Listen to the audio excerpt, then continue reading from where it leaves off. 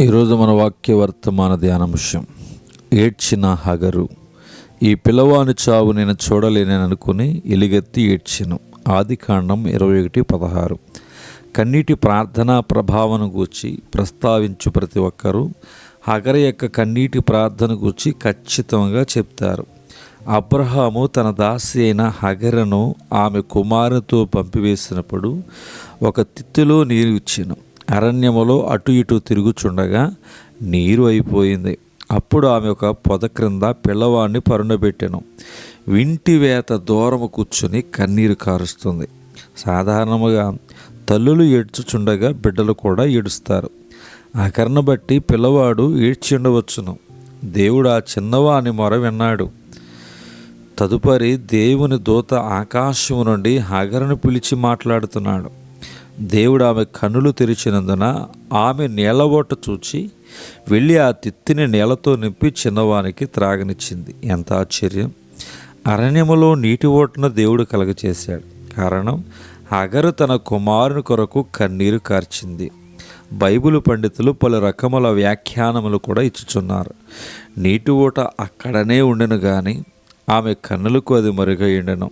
ప్రభువునందు విశ్వాసముంచిన మనము కలవరము చెందకూడదు కానీ కొన్ని సందర్భములో తొందరపడుచున్నాం.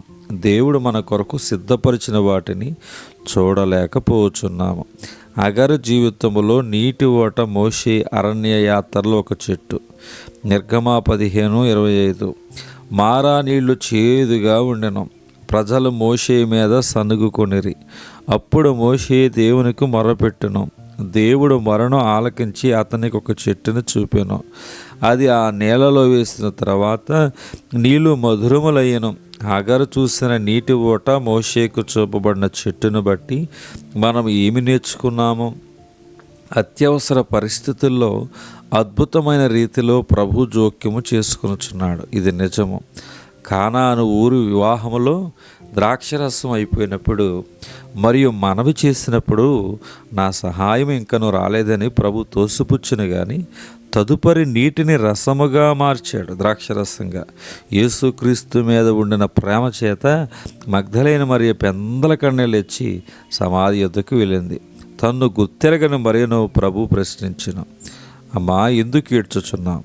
ఎవరిని వెతుకుచున్నావు అన్నారు. దేవుడు ఈ కొద్ది వాక్యము దేవుడు దీవించునుగాక. ఆమేన్.